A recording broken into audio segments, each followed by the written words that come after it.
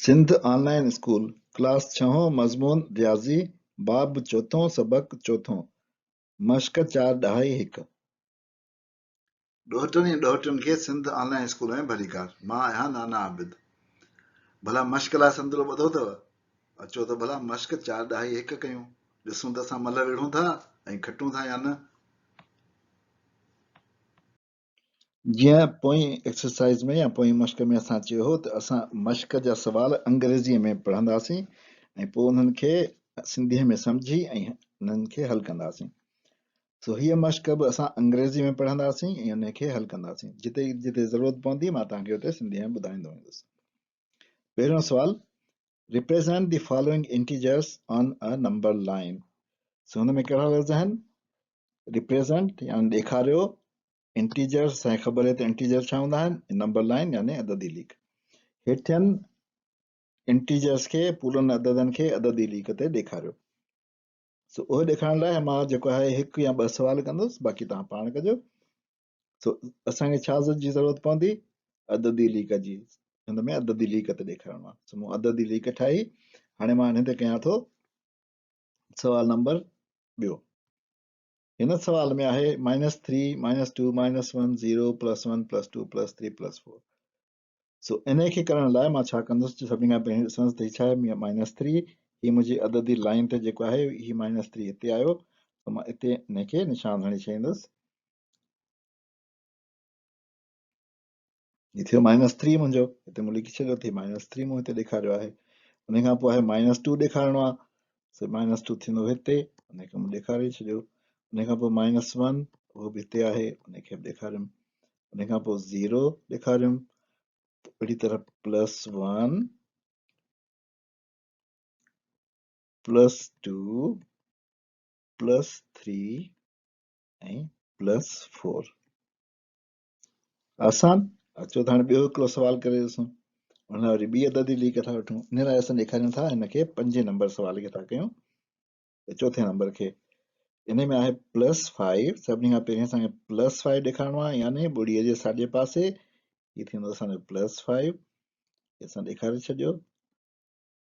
उन खां पोइ -5 ॿुड़ीअ जे खाॿे पासे, -5। उन खां पोइ -4 आहे, उहो ॿुड़ीअ जे खाॿे पासे थींदो, -4। उन खां पोइ +3 आहे, जेको ॿुड़ीअ जे साॼे पासे आहे। उन खां पोइ +1 ॿुड़ीअ जे साॼे पासे आहे, ऐं उन खां पोइ -2 ॿुड़ीअ जे खाॿे पासे आहे। सो इहे सभु असां ॾेखारे छॾिया। Decide whether first number is greater और स्मॉलर। इहो फ़ैसिलो कयो त पहिरियों अदद हिननि अददनि मां वॾो आहे या नंढो आहे। तो जेकॾहिं वॾो हूंदो त असां जी लिखंदासीं ग्रेटर लाइ, हीअ जी थींदी, ऐं जेका नंढो हूंदो त एस लिखंदासीं। ठीकु आहे। सो हिन मां मां 3 सवाल कयां थो, बाक़ी जेको आहे तव्हां पाण कजो। हाणे सभिनी खां पहिरीं असां हिनखे अददी लाइन ते जेकॾहिं ॾिसंदासीं त वधीक सवलो थींदो। पहिरियों असां कयूं था ॿियो नंबर -8 ऐं 0। सो पहिरीं हिनखे कंदासीं -8 खे, उन खां पोइ असां 0 खे। हाणे -8 जेको पहिरियों अदद आहे उहो साॼी आहे या खाॿी आहे? खाॿी आहे, उनजे करे इहो हूंदो स्मॉल। खाॿे पासे हमेशह स्मॉल हूंदो आहे। उन खां पोइ असां कयूं था चौथों सवाल -2 ऐं -8। हिननि खे मिटायां भला, जीअं मूंखे कंफ्यूज़ न कनि। सो मां जेको आहे हिननि खे मिटाए हाणे लिखां थो -2 ऐं -8। -2 थियो मुंहिंजो हिते, ऐं -8 थियो मुंहिंजो हिते। सो इन में जेको आहे -2 कहिड़े पासे आहे? साॼे पासे आहे हिनजे। सो साॼे पासे हुअण जे करे छा आहे? असां वटि इहो आहे ग्रेटर। साॼे पासे हूंदो आहे उहो वॾो हूंदो आहे। उन खां पोइ छहों था कयूं -4 ऐं -1। सभिनी खां पहिरीं मां हिनखे ड्रायां। उन खां पोइ जेको आहे उहो मां हिनखे ॾेखारींदुसि। -4 ऐं -1, हीअ थींदो -4 ऐं हीअ थींदो -1। -4 मुंहिंजो कहिड़े पासे आहे? पहिरियों अदद जेको आहे उहो खाॿे पासे आहे, खाॿे पासे थींदो स्मॉल। बाक़ी सवाल तव्हां अहिड़ी तरीक़े सां करे वठिजो। Fill in the blanks from given options. हेठि ॾिनल मां जेके ख़ाल आहिनि उहे भरियो।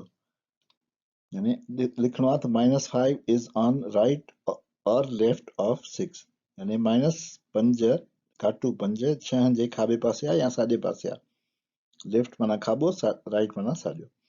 त वरी अददी लीक ते असां ॾिसूं था, असां लॻाईंदासीं कोन, या चओ त लॻायूं खणी। सभिनी खां पहिरीं मां कयां थो ॿिए सवाल खे, जंहिंमें आहे +6 ऐं -7।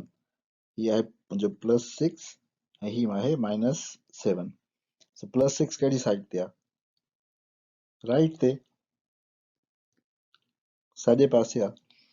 उन खां पोइ जेको आहे उहो कयां थो मां ही 0 इज़ ऑन डैश ऑफ 20, ॿुड़ी 20 जे कहिड़े पासे आहे? हीअ आहे ॿुड़ी,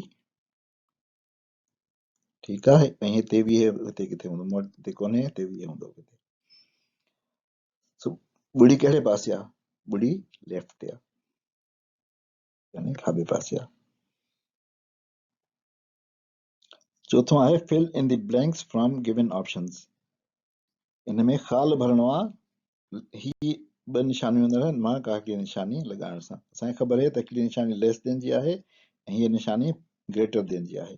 मां तव्हांखे इहो ॿुधाए चुको आहियां त जंहिं पासे वॾो अदद हूंदो आहे उन पासे हिन निशानीअ जा डबल वारो जेको हिसो हूंदो आहे, हीअ जेको ॿिनि वारो हिसो हूंदो आहे उहो वॾे अदद जे पासे हूंदो आहे, ऐं हीअ जेको आहे हिकिड़ो जेको आहे उहो नंढे जे पासे हूंदो आहे, छो त हिते ॿ वॾा हुआ ऐं हिकु नंढो आहे।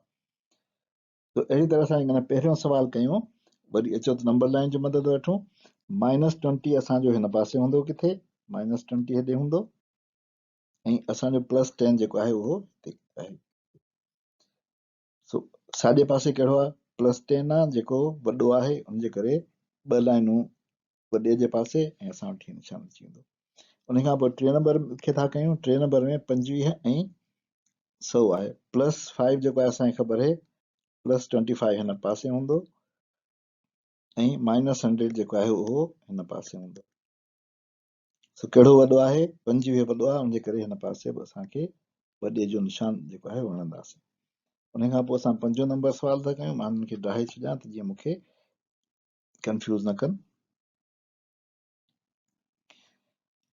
हिन सवाल में -17 कहिड़े पासे हूंदो? -17 मुंहिंजो हूंदो हिन पासे,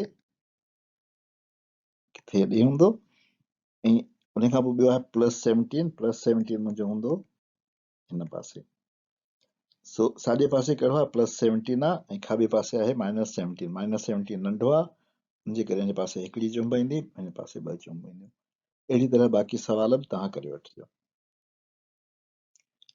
Arrange the given integers in ascending and descending order. Arrange जो मतलब त तरतीब कयो, इंटीजर्स माना पूरा अदद, असेंडिंग माना नंढे खां वॾा, ऐं डिसेंडिंग माना वॾे खां नंढा। यानी हिन अददनि खे असांखे नंढ वॾाई ऐं वॾ नंढाई तरतीब में लिखणो आहे।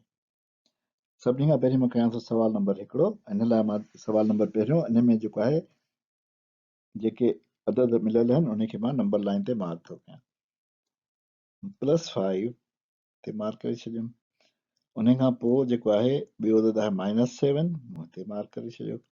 +1 हिते आहे, 0 हिते आहे, -3 हिते आहे, ऐं -1 हिते आहे। हाणे जेकॾहिं मूंखे नंढ खां वॾो करणो आहे, यानी नंढे खां वॾो त कीअं थींदो? मां अददी लीक जे हिन पासे वेंदुसि, खाॿे खां साॼे, नंढे खां वॾो। ईअं लिखण लाइ मां छा लिखंदुसि? -7 पहिरीं आयो, पोइ -3 आयो, पोइ -1 आयो, पोइ 0 आयो, उन खां पोइ +1 आयो, उन खां पोइ +5 आयो। पर जेकॾहिं मूंखे नंढे खां वॾो लिखणो आहे त मां छा कंदुसि? मां अददी लीक जे कहिड़े पासे खां वेंदुसि? मां वेंदुसि हिन पासे, यानी साॼे खां खाॿे। उहो लिखण लाइ छा थींदो? पहिरीं ईंदो +5, पोइ +1, पोइ 0, पोइ -1, पोइ -3, पोइ -7। अहिड़ी तरह ही थियो नंढ वॾाई या नंढे खां वॾो, ही थियो वॾ नंढाई वॾे खां नंढो। ॿियो सवाल मां कयां थो, चौथों नंबर। इन में जेको आहे साॻी तरीक़े सां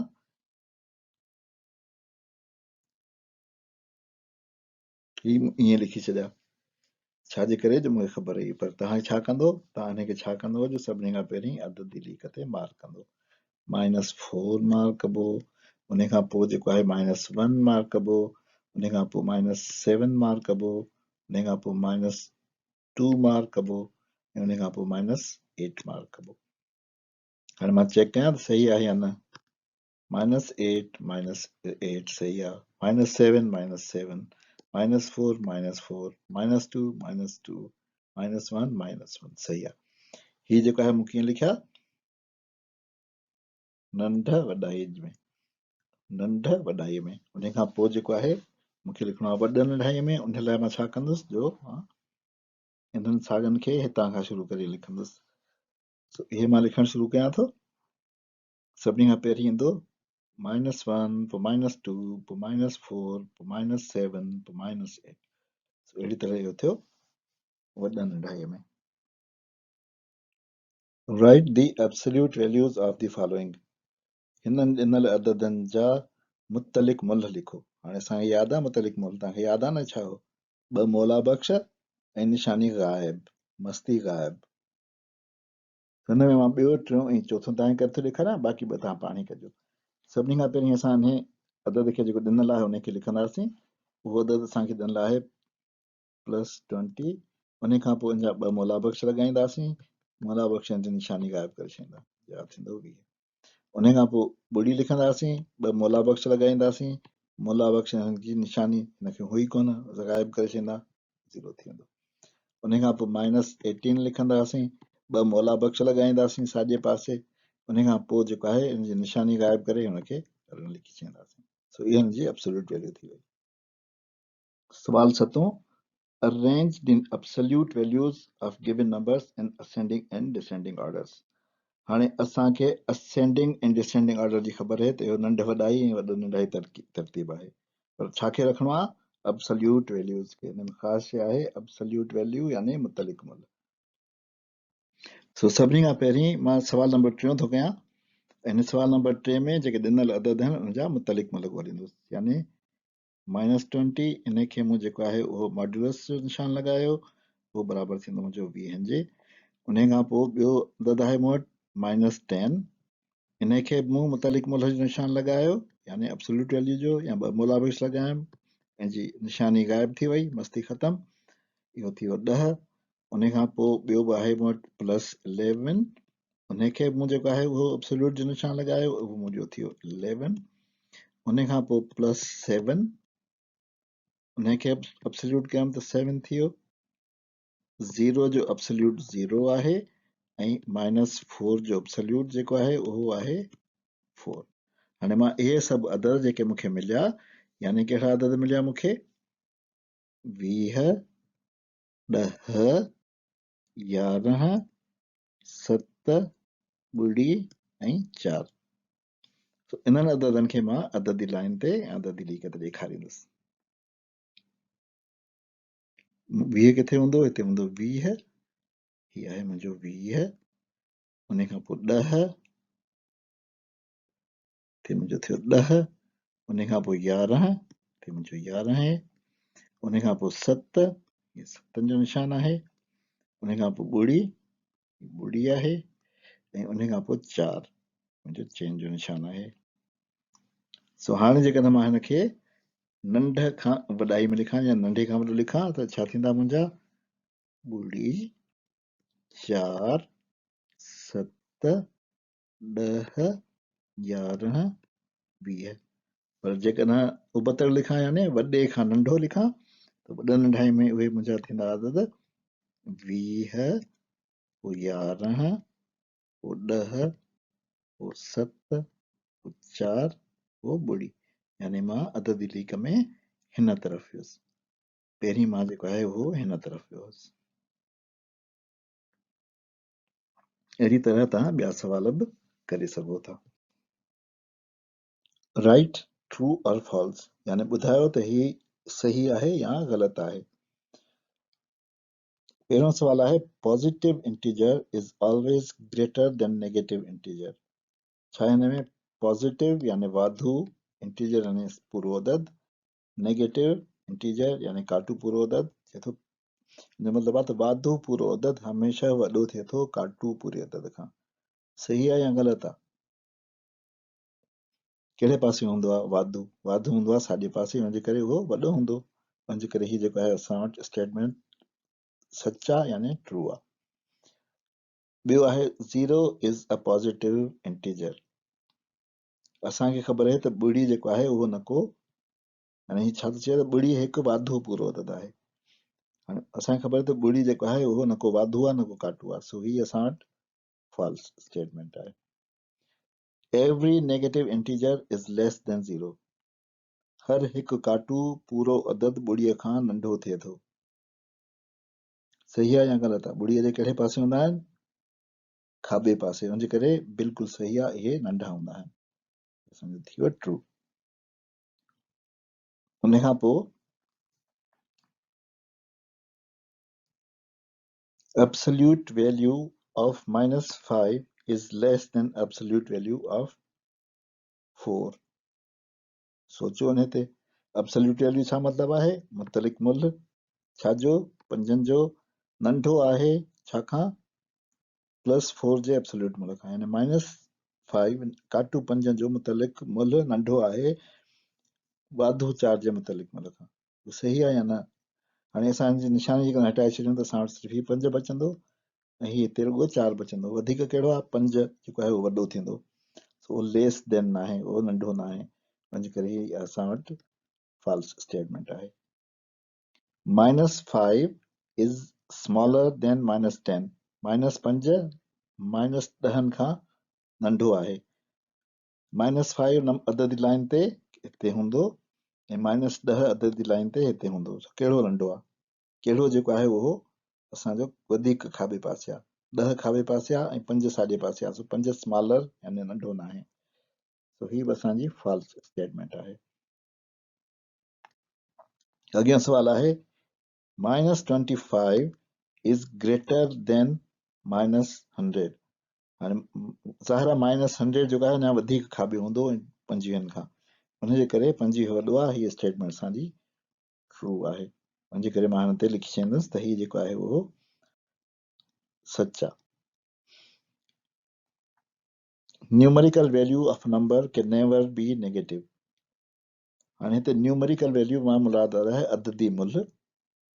सो अददी मुल्ह यानी मुतलिक मुल्ह चए थो त कंहिं बि अदद जो अददी मुल्ह कॾहिं बि काटू थी नथो सघे। कंहिं बि अदद जो अददी मुल्ह कॾहिं बि काटू थी नथो सघे। सही आहे या ग़लति आहे? असांखे यादि कयो त असां पढ़ियो त अदद जूं 2 शयूं हूंदियूं आहिनि, हिकिड़ो निशानी ऐं ॿियो हुनजो मुल्ह। सो मुल्ह हमेशह जेको आहे उहो वाधू हूंदो आहे, सॼो नंबर हूंदो आहे। हुनजे करे हीअ जेको आहे उहो स्टेटमेंट असांजी ट्रू आहे। सही पियो थो चवे जेको आहे अदद जो मुल्ह हमेशह वाधू हूंदो आहे, यानी कॾहिं बि काटू नथो थी सघे। इन ते असां सबक़ जी पुॼाणी था कयूं। नाना आबिद खे ॿिए सबक़ ताईं इजाज़त ॾियो। ख़ुदा हाफ़िज़।